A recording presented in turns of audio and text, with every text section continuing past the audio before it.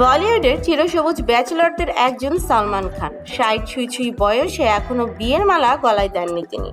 সমসাময়িক সকল তারকাই বিয়ে করে স্ত্রী সন্তান নিয়ে সংসারে ব্যস্ত হলেও বলিউড ভাইজান থেকে গেছেন অবিবাহিত। বিয়ে না করার কারণ হিসেবে কেউ কেউ মনে করেন প্রেমের ব্যর্থতা, কেউ আবার মনে করেন অভিনেতা দুই ভাইয়ের বিয়ের ব্যর্থতা। ভারতীয় সংবাদ মাধ্যম টাইমস অফ ইন্ডিয়ার এক প্রতিবেদনে বলা হয়েছে, বিয়ে না করার আসল কারণ কি তা বছরখানেক আগেই প্রকাশ্যে এনেছিলেন বলিউড ভাইজান। 2018 সালের গ্লোবাল সামিটে উপস্থিত হয়ে বিয়ে নিয়ে করা প্রশ্নের উত্তরে অভিনেতা যা বলেছিলেন তা রীতিমতো হাস্যকর। বিয়ের প্রসঙ্গে প্রশ্ন উঠতে সালমান খান বলেন, আমার কাছে এত টাকা কই, আমার বাবার যখন বিয়ে হয়েছিল তখন মাত্র 180 টাকা খরচ হয়েছিল, কিন্তু এখন বিয়ে মানে একটি বড় অনুষ্ঠান, কোটি কোটি টাকা ব্যয় হয় এই বিয়ের জন্য।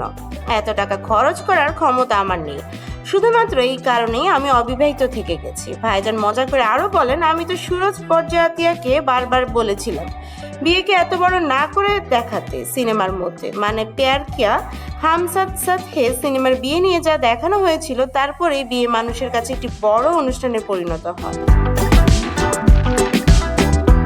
প্রসঙ্গত, ঐশ্বরিয়া রায় বচ্চন থেকে ক্যাটরিনা কাইফ একাধিক নারীর প্রেমে পড়েছিলেন সালমান। দুর্ভাগ্যবশত কোনো সম্পর্কেই বেশি দিন টেকেনি।